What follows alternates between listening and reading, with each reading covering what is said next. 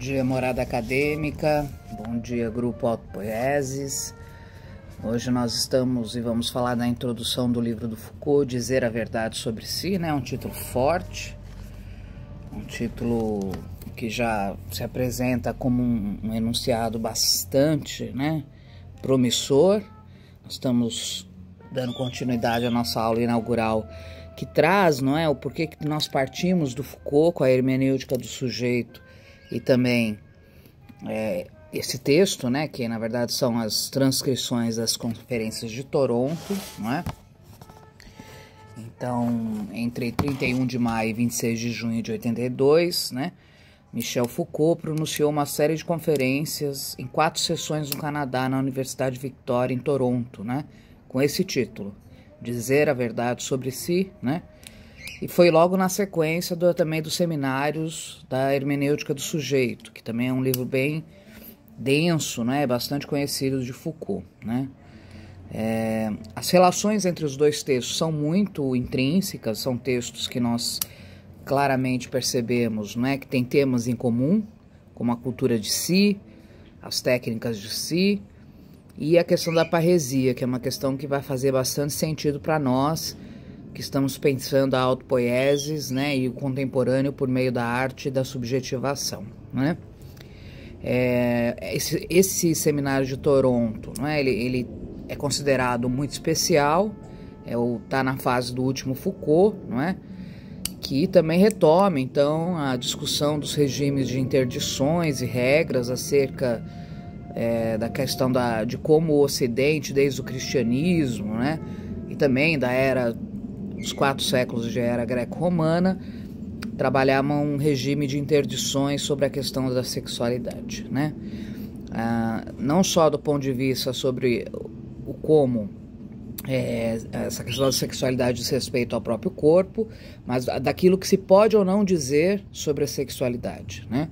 E aí nós entramos, por exemplo, uma das práticas de si que Foucault trabalha bastante, é a questão das confissões, né, como um grande ritual, como um grande dispositivo do cristianismo, né, do catolicismo, que justamente gera, né, um grande poder e saber sobre o campo da sexualidade, né?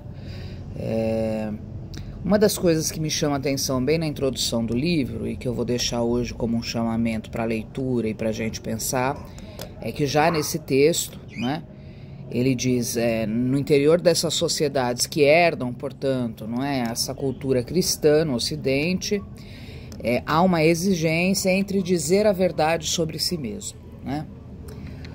Ou aquilo que ele vai chamar do dizer verdadeiro sobre si, né? Que para Foucault, dizer verdadeiro sobre si é diferente sobre o dizer a verdade sobre si, né?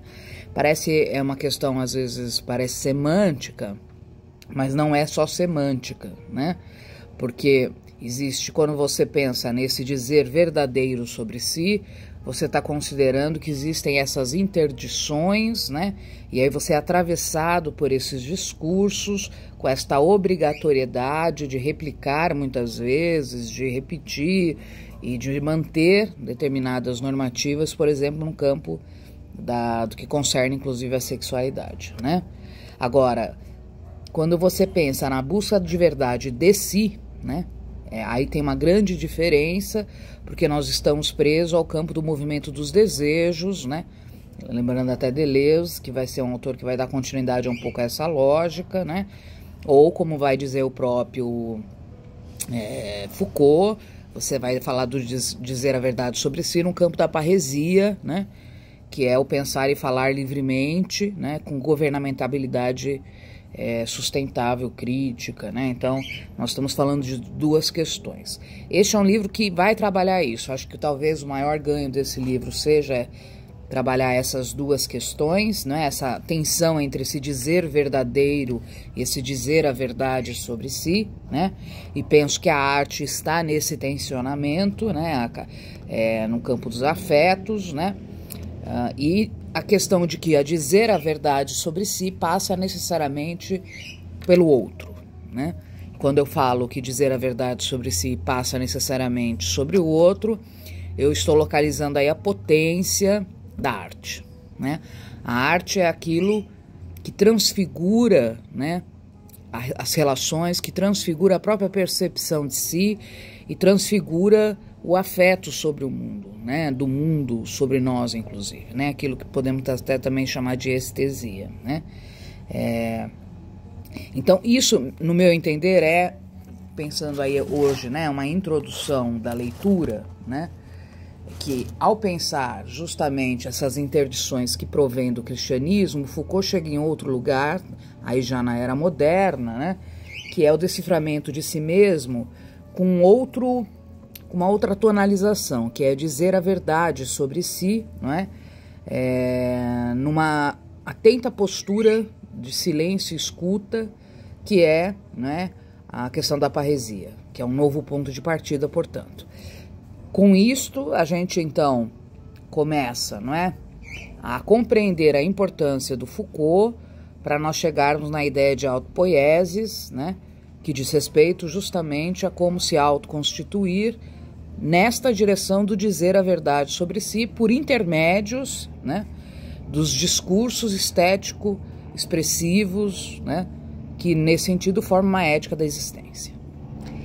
Como a arte hoje, o cinema, a literatura, não é? Ela consegue ou não, né, persfazer esse caminho? Acho que essa é a pergunta do nosso grupo do Autopoiesis. Essa é uma questão que me é muito importante, né? E aí, então, portanto, a escolha do livro passa sobre isso, né? Na própria introdução do Henri Paul e do Daniel Lorenzini, né? Eles explicam, né, todo esse contexto da produção da obra de Toronto, né? Fala da questão da coincidência dos temas, inclusive de trechos com as conferências do Collège France, né? Mas eles trazem também essa ideia, né? Eles dizem que aí é a grande contribuição da parresia, não é? Sobre o ângulo do cuidado de si. Lembrando que para Foucault, não é? Uma das grandes contribuições gregas é justamente o alargamento da noção de cuidado de si sobre a noção que o Ocidente, de maneira muito recortada, vai acabar se baseando, que é o conhece-te a ti mesmo, né? Quer dizer, o conhece-te a ti mesmo é uma dimensão dos cuidados de si, né? Isso também é outro ganho, porque nós estamos entendendo a autopoiesis como cuidados de si, não simplesmente como uma técnica maquínica de conhece-te a ti mesmo, né? Para responder a pergunta, né, que é uma pergunta antiga, inclusive kantiana, quem somos nós atualmente, né? Então, acho que esse é um livro importante. Então, a indicação é que vocês comecem a leitura do Dizer a Verdade sobre Si, né, para nosso grupo, para que a gente possa, então, na próxima semana, dar continuidade a essa discussão, né? Então, fica aí a dica de uma boa leitura para o grupo Autopoiesis, né, que é nosso novo projeto aí que provém de todo um itinerário de formação. Uma boa semana para vocês. Cuidado envolve sempre riscos e perigos, né, mas também frutos. Então, que vocês pratiquem aí esses cuidados, não é, que também envolve o risco do pensamento autêntico. Um grande abraço.